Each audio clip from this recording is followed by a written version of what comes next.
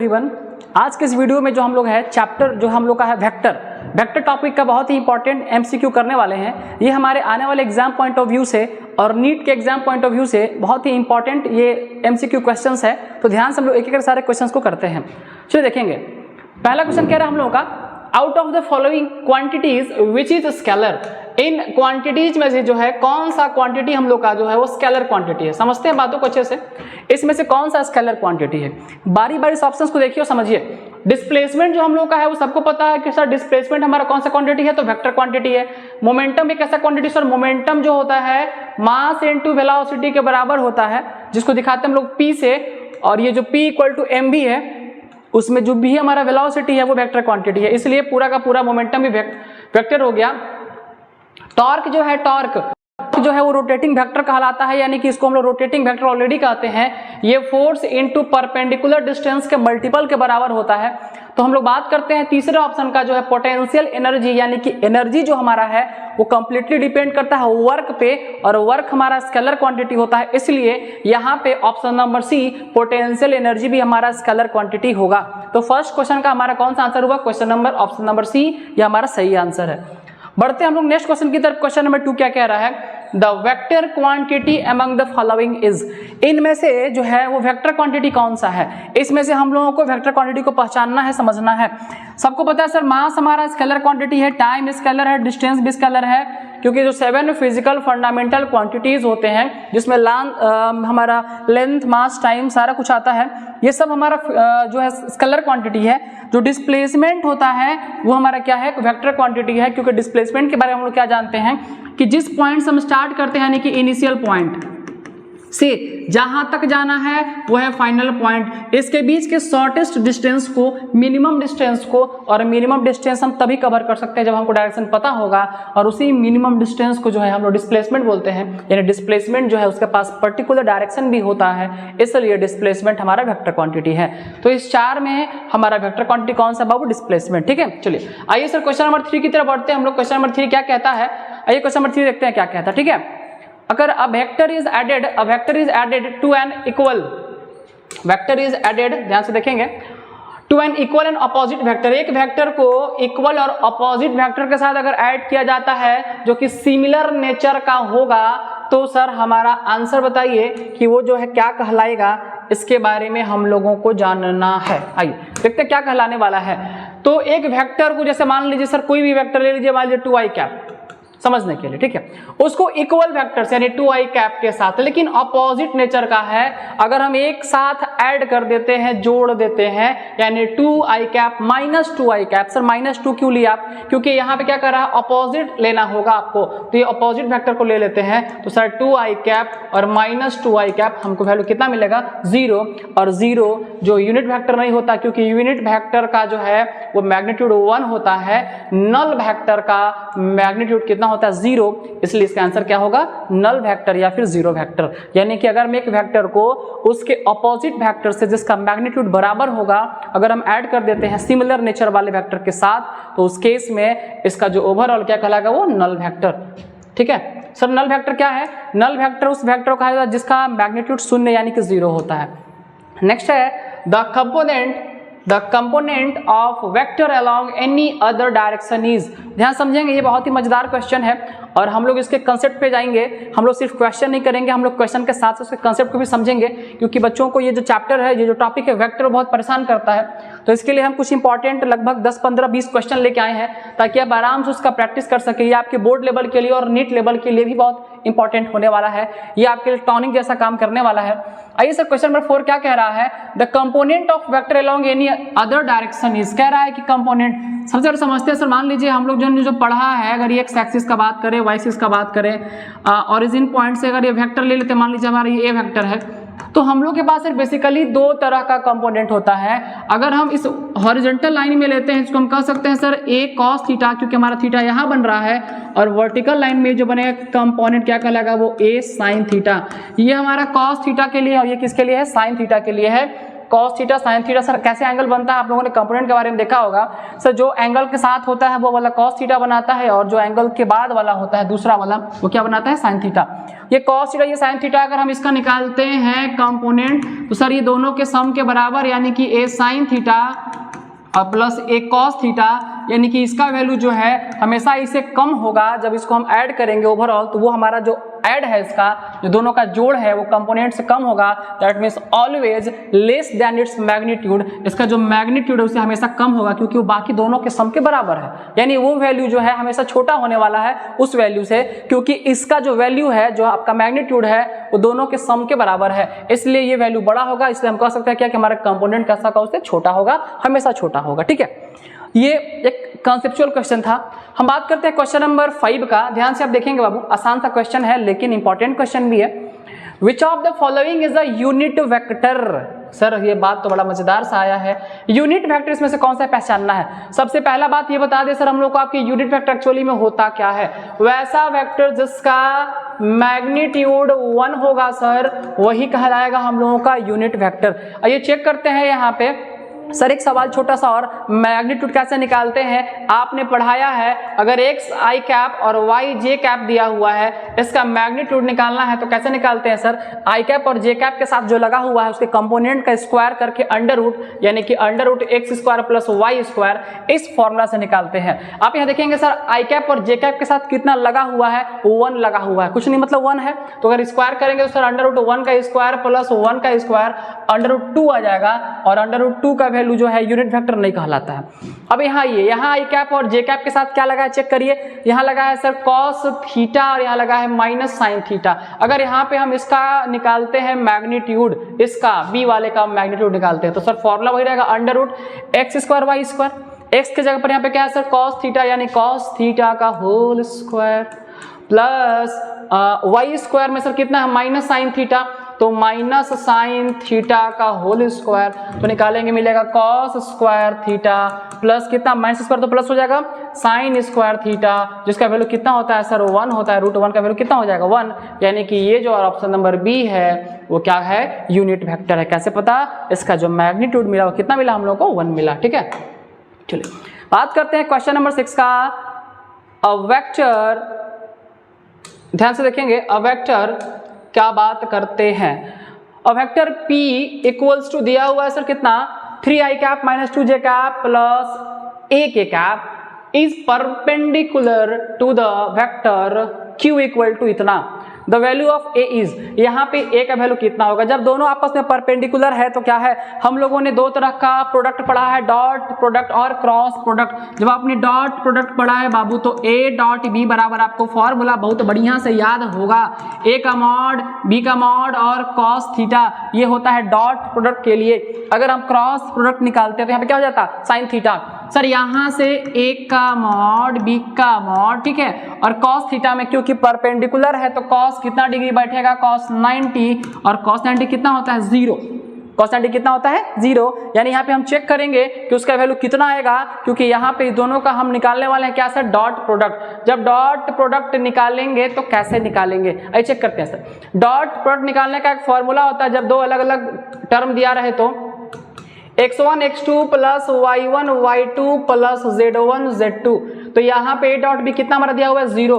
x1 x2 कौन है, i cap के साथ जो लगा है यहाँ वो x1 है, उधर जो लगा हो क्या है आपका वो ये क्या हो गया x2 है। जे कैप के साथ वाला y1 y2 और के कैप के साथ वाला z1 z2, क्योंकि हमने अपने सारे प्यारे बच्चों को ये समझाया है कि हम लोग जो है 3 अलग अलग डायरेक्शन में यूनिट वेक्टर के लिए x एक्सिस y एक्सिस और z एक्सिस में रिस्पेक्टिवली यूज क्या करते हैं बाबू आई कैप जे कैप और के कैप। इसलिए यहाँ पे आई कैप वाला बात किसको बताता है x एक्सिस को बताता है, जे कैप वाला किसको बताता है y एक्सिस को, और के कैप वाला किसको बताता है z एक्सिस को।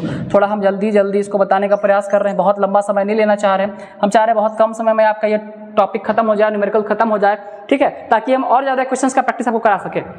सर x1 x2 में x1 कितना जल्दी बताइए, 3 है, 3 3 3 और x2 कितना यहाँ पे 2, तो हो गया 3 × 2 प्लस y1 कितना है सर यहाँ पे -2, तो -2, y2 कितना सर यहाँ पे j के साथ कुछ नहीं मतलब 1 है, तो 1 है और प्लस प्लस z1 z2 में z1 कितना है सर a है जिसका वैल्यू फाइंड करना है और z2 कितना यहाँ पे -1 है, तो लिख दें कितना -1। सॉल्व करेंगे सर 0 इक्वल टू यहाँ हो गया 3 2 6 -2 और यहाँ पे कितना हो जाएगा -a, आगे 6 और में से 2 ये कितना हो जाएगा 4, यानी कि 4 और कितना -a यहाँ भेजेंगे इधर कितना हो जाएगा ये -4 इक्वल टू -a कैंसिल हो गया, यहाँ से a इक्वल टू कितना मिल गया 4, यानी यहाँ से हमको a का वैल्यू कितना मिलेगा 4 मिलेगा। ऑप्शन नंबर सी इसका सही आंसर है। कैसे निकालें फिर समझ लीजिए, a डॉट b निकालने का formula sir x1 x2 y1 y2 और z1 z2 इस फॉर्मूला से जो मल्टीपल होता है उसी फॉर्मूला से हम लोग इसके वैल्यू को कैलकुलेट कर लिया, आंसर इसका आया 4। नेक्स्ट है क्वेश्चन नंबर 7 और क्वेश्चन नंबर 7 क्या तो ध्यान से देखेंगे उसको, ठीक है। कह रहा है क्या, if a equals to i cap plus j cap plus k cap and b equals to minus i cap minus j cap minus k cap, then what is the angle made by a minus b with a। बड़ा ही मजेदार सा सवाल है, ध्यान से समझेंगे। कह रहा है कि यहाँ पे a और b का वैल्यू दिया हुआ है, अगर आप दोनों का डॉट प्रोडक्ट निकालते हैं वही फॉर्मूला लगाएंगे सर जो भी जस्ट आपने लगाया था, कुछ नया नहीं लगाना है, वही वाला लगा दीजिए एकदम आराम से, ठीक है। ध्यान से देखिए समझिए इसको, x1 x2 y1 y2 z1 z2 करेंगे जब, लेकिन ऐसा करेंगे ही क्यों, हम लोग को फाइंड क्या करना है, हम लोग को a माइनस बी फाइंड करना है सर, फिर इतना लंबा चौड़ा कहानी क्यों करना है, कुछ नहीं करना, a माइनस बी निकालिए सर। आइए बड़े आराम से a माइनस बी निकालते हैं। a माइनस बी में a माइनस बी में a का वैल्यू है sir I cap plus j cap plus k cap और minus i cap minus j cap और माइनस के कैप। जब सॉल्व करेंगे तो आई cap plus j cap plus k cap और बाहर में माइनस, अंदर सबका साइन पलट जाएगा, सब प्लस प्लस प्लस प्लस आई कैप प्लस जे कैप और plus k cap. Sir add करेंगे आई कैप को आई कैप के साथ तो 2 आई cap plus 2 j cap plus 2 के कैप। अगर हम 2 कॉमन ले लेते हैं तो आई cap plus j cap plus क्या मिलेगा के कैप। अब ये जो वैल्यू है, जो स्टार्टिंग वाले वैल्यू है, अगर उसको हम घटाते हैं दोनों वैल्यू को एक साथ, इसका जस्ट डबल मिलता है, यानी कि हम कह सकते हैं सर अगर ये वैल्यू इस तरह से जा रहा है, ये आई कैप प्लस जे कैप का है, और अगर हम ये ले लेते हैं ये 2 आई कैप प्लस 2 जे कैप का है, यानी कि ये पता चल रहा है कि दोनों जो है आपस में पैरेलल है, और जब दोनों लाइन आपस में पैरेलल होगा उस केस में उसके बीच बनने वाला एंगल कितना डिग्री होगा, 0 डिग्री होगा। यानी हम कह सकते हैं कि A और B के बीच में जो एंगल बनेगा, जो A के साथ एंगल बनेगा वो कितना डिग्री बनेगा, यहाँ पे 0 डिग्री का एंगल बनेगा। ये हमारा सही आंसर। 0 कैसे सर, देख लीजिए ध्यान से, just I cap J cap के कैप जो स्टार्टिंग में A के साथ था, जो इसको हम सब्ट्रैक्ट किए तो उसका जस्ट डबल वैल्यू आया, यानी कि यहाँ पे आई जे के में कोई चेंज नहीं, बस डबल है, इसका मतलब डायरेक्शन सेम है। डायरेक्शन सेम है मतलब दोनों पैरेलल लाइन है, जब लाइन पैरेलल से बीच का एंगल कितना डिग्री बनेगा, 0 डिग्री बनेगा, ठीक है। आइए, अगर वही प्रोडक्ट आने पे 0 आ जाता तो हम एंगल को बोल सकते थे कि 90 डिग्री के बराबर होगा। क्वेश्चन नंबर 8 क्या कह रहा है सर, 8 कह रहा है the angle between the 2 vectors इतना एंड इतना इज, 2 वेक्टर के बीच का एंगल बताना है कि कितना होगा। 2 वेक्टर दिया हुआ है, दोनों के बीच का एंगल बताइए कितना होगा। सबसे पहले सर एंगल बताना है तो हम लोगों को इसका डॉट प्रोडक्ट निकाल के चेक करना होगा। अगर A डॉट B निकाले और अगर 0 आ गया तो इसे पता चल जाता है कि इसके बीच का एंगल कितना डिग्री होगा, 90 डिग्री होगा। तो सबसे पहला काम तो वही कर लीजिए कि इसका A डॉट B एक बार निकाल के चेक कर लीजिए। A डॉट B निकालेंगे sir, formula as usual x1 x2 plus y1 y2 plus z1 z2।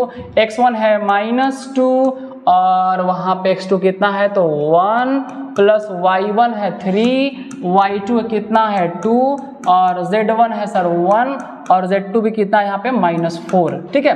कहाँ से पहचाने सर, कैसे कैसे पहचान रहे, कहाँ से लिख रहे वैल्यू पता चलिए नहीं रहा, चलेगा ध्यान से देखो कहाँ से वैल्यू लिख रहे हैं सर। आई कैप के साथ वाला x1 है यहाँ, तो यहाँ आई कैप के साथ वाला x2 है।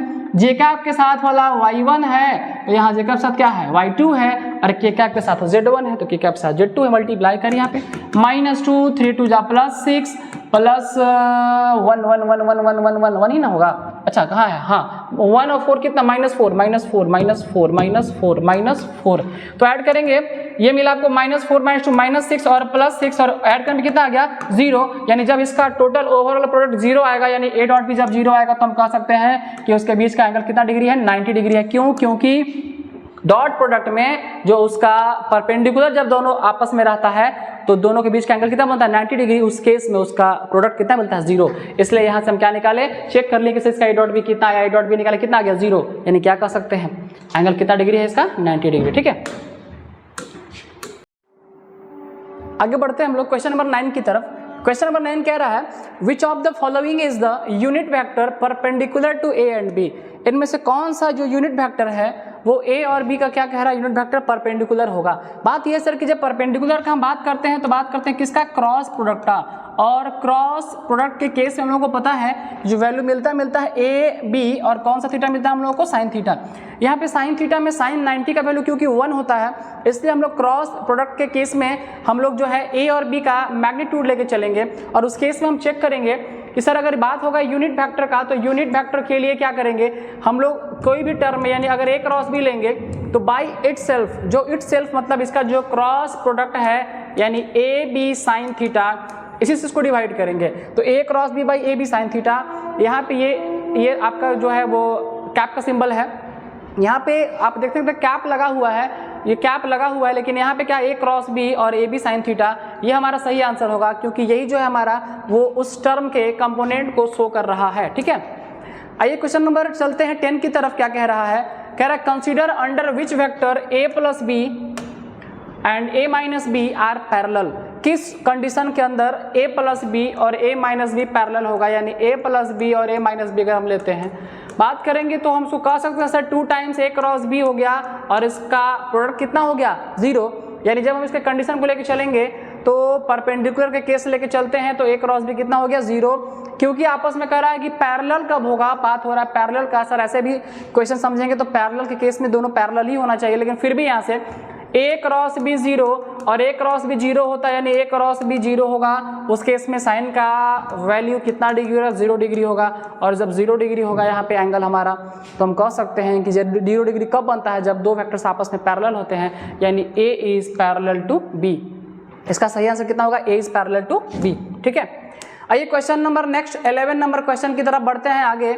ये थोड़ा सा कंसेप्चुअल क्वेश्चन है सर, बहुत ही आसान सा क्वेश्चन है, कंसेप्ट को समझना है। यहाँ पे कह रहा है क्या, consider a vector f equal to 4i cap minus 3j cap another vector perpendicular to f, another vector perpendicular to f, जो परपेंडिकुलर होगा। सर अगर हम बात करेंगे x एक्सिस का तो i कैप से रिप्रेजेंट करते हैं, बात करेंगे y एक्सिस का तो j कैप से रिप्रेजेंट करते हैं, और बात करेंगे z एक्सिस का तो k कैप से रिप्रेजेंट करते हैं। यानी जो परपेंडिकुलर दोनों का होगा वो तीसरा कौन सा होगा हमारा z एक्सिस। z एक्सिस में क्या यूज करते हैं हम लोग k कैप का, यानी इसका आंसर जो है यहाँ i j यहाँ पे कौन सा है k कैप। k कैप जो ही है उसका सही आंसर होगा क्योंकि i और j का परपेंडिकुलर k कैप ही होगा। ठीक है, अगला सवाल जो हमारा वो क्या है, अगला सवाल है क्वेश्चन नंबर 12, और 12 कहता क्या है। ठीक है, the angle between vectors A cross B and B cross A is, A cross B और बी क्रॉस ए के बीच का एंगल क्या बनेगा। बात करते हैं, समझते हैं ए क्रॉस बी क्रॉस ए का एंगल क्या बनेगा। ठीक है, ऐसे अगर हम समझेंगे पूरा ए क्रॉस बी का वैल्यू बैठाएंगे,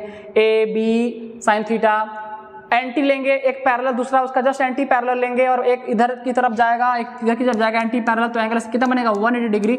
लेकिन यहाँ समझते हैं अगर हम राइट हैंड थंब रूल से निकालें ए क्रॉस बी तो ये जो मिलेगा इस तरह से डॉट डॉट डॉट, ये हमारा क्या मिलेगा, ये मिलेगा जेड एक्सिस के लिए। और बी क्रॉस ए निकालेंगे राइट हैंड थंब रूल से, इधर की तरफ जाएगा ऐसे बी से ए की तरफ, बी से ए की तरफ, यहाँ से यहाँ की तरफ, तो इनवर्ड अंदर की तरफ हमको मिलेगा थंब मेरा, यानी ये इस तरह से बनेगा, ये पॉजिटिव में ये मिलेगा नेगेटिव। और अगर ऐसे एंगल निकाले यहाँ से यहाँ तो कितना होता है 180, और 180 कैसे लिखते हैं हम लोग, पाई से दिखाते हैं 180 को। सबको पता है पाई का वैल्यू कितना 180 के बराबर होता है, पाई रेडियन। तो यहाँ से कितना मिलेगा हम लोग को पाई। ठीक है, अगला सवाल है सवाल नंबर 13, क्वेश्चन नंबर 13 कुछ ज़्यादा बड़ा हो गया, 13 हाँ। Unit vector parallel to the resultant, unit vector parallel to the resultant of vector 8i cap and 8j cap will be. पहले तो सर आप ये इन लोग का ना यूनिट वेक्टर का बात करें, यूनिट वेक्टर निकाल रहे हैं इसका हम 8i cap 8j cap. Sir 8i cap 8j cap के लिए अगर निकालते हैं 8i cap plus 8j cap, और कैसे निकालते हैं सर, अंडर रूट जो इसका कंपोनेंट है कितना कितना 8 और 8 मैग्नीट्यूड, तो 8 का स्क्वायर प्लस 8 का स्क्वायर। सॉल्व करेंगे sir 8i cap plus 8j cap by root में कितना हो जाएगा 64 कितना मिलेगा 128, यानी 8i cap plus 8j cap निकालेंगे इसको हम कर सकते सर 2 कितना 8√2 कैसे, तो 8 का स्क्वायर 64 होता है और √2 करेंगे तो मल्टीप्लाई करने पे 8√2 कितना आ जाएगा 128 के बराबर। सर ऊपर में 8 कॉमन ले लेंगे तो क्या मिलेगा i cap plus j cap by नीचे कितना है 8√2, 8 और 8 कैंसिल हो गया तो इसका कंपोनेंट मिला i cap by √2 plus j cap by √2, यही इसका आंसर है। और मिलाते हैं ऑप्शन में कहाँ है i cap by √2, j cap by √2, यहाँ भी नहीं, यहाँ भी नहीं, यहाँ भी नहीं, तो आंसर इसका क्या हो जाएगा नन ऑफ दीज, ये इसका सही आंसर है। बहुत कम ऐसा होता है जब आपको नन ऑफ दीज आंसर मिलता है, लेकिन इसको एक बार देख लीजिए, समझ लीजिए क्या क्या किया है यहाँ पे। बस इसी के जो भी आपका यूनिट वेक्टर निकालना होता है सर, तो हम लोग उसके जो कंपोनेंट होते हैं उसका कंप्यूट करके स्क्वायर कर लेते हैं, तो कंपोनेंट यहाँ पे जो था उसका स्क्वायर कर लिया हम लोग, ठीक है। क्वेश्चन नंबर 14 क्या कह रहा है, थोड़ा सा इसको समझेंगे। 14 कह रहा है the area of parallelogram represents इतना इतना इतना, ठीक है, इतना और इतना, तो एरिया क्या होगा इसका, जल्दी एरिया निकालना है सर, कुछ नहीं करेंगे ना, ए क्रॉस बी कर लेंगे सर। ए क्रॉस बी के लिए हम लोग पढ़े हैं डिटर्मिनेंट मेथड। डिटर्मिनेंट मेथड क्या था, आई कैप ले लो, जे कैप ले लो, के कैप ले लो, ये प्लस ये माइनस ये प्लस, आई कैप के साथ तो वैल्यू कौन कौन सा है, यहाँ पे है 2, यहाँ पे कुछ नहीं मतलब 1, तो 2 और 1, जे कैप के साथ कौन वैल्यू है 3 और 4, तो 3 और 4, के कैप तो दोनों में कितना हो जाएगा 0 और 0 निकालेंगे बाबू हम लोग। ए क्रॉस बी तो क्या मिलेगा सर, ए क्रॉस बी के लिए आप बताए हैं पहले आई कैप लो, तो आई कैप को ढक के बाकी का मल्टीप्लाई करो, ऐसे ऐसे और ऐसे ऐसे, 3 इंटू 0 0, 4 इंटू 0 0, यहाँ पे कितना हो जाएगा 0, माइनस जे कैप, जे कैप को ढक करेंगे सर, 2 इंटू 0 0, 0 इंटू 1 कितना 0, तो 0 मिलेगा, और प्लस के कैप में आइए इसको ढकते हैं, 4 2 जा 8 माइनस 3 1 जा 3, 8 माइनस 3, यानी ये 0 खत्म, के कैप और कितना 8 माइनस 3 कितना मिलेगा 5 के कैप आंसर, यानी कि 5 जो है इसका आंसर होगा, 5 यूनिट इसका सही आंसर है। निकालेंगे तो कितना आंसर आएगा इसका 5 यूनिट, ठीक है, ये मिलेगा हमको इसका सही आंसर। अगले सवाल लास्ट क्वेश्चन है हमारा आज का, वो है question number 15, what is the angle between P plus Q and P into Q। P plus Q और P इंटू Q के लिए एंगल कितना बनने वाला है, P इंटू Q मतलब P क्रॉस Q है। बात करेंगे क्रॉस प्रोडक्ट का किसी भी कंपोनेंट के लिए, तो क्रॉस प्रोडक्ट उसको जो लेते हैं उस सरफेस के परपेंडिकुलर लेते हैं, और जब P प्लस Q लेंगे तो दोनों एक ही सरफेस पे होगा, एक ही सरफेस पे होगा, एक ही कंपोनेंट के लिए बात करेंगे, तो जब वो एंगल बन निकालेंगे तो इसके जस्ट परपेंडिकुलर है, तो एंगल कितना बनेगा 90 डिग्री, और 90 डिग्री को हम लोग रिप्रेजेंट करते हैं पाई के बीच, सॉरी पाई बाई 2, 90 डिग्री है ना, पाई बाई 2, ऑप्शन नंबर 20 का सही आंसर होगा पाई बाई 2, ठीक है। बात करें 90 डिग्री का, परपेंडिकुलर दोनों बनेगा आपस में, तो पाई बाई 2 कितना बनेगा 90 डिग्री, ये इसका सही आंसर था। तो इस तरह से हम लोग जो है आज बहुत ही इंपॉर्टेंट 15 क्वेश्चन हम लोगों ने देखा है वेक्टर चैप्टर का, जो हमारे आने वाले एग्जाम्स के लिए, अपकमिंग एग्जाम्स के लिए, बोर्ड लेवल एग्जाम्स के लिए और जेई मेंस में इस लेवल क्वेश्चन पूछा जाता है, नीट में इस तरह का सवाल पूछा जाता है। तो आप इस तरह से क्वेश्चंस का रिवीजन करते रहें, आगे हम नेक्स्ट वीडियो लेके आएंगे जिसमें और भी बहुत सारा मजेदार क्वेश्चन कराएंगे। तब तक के लिए जय हिंद जय भारत।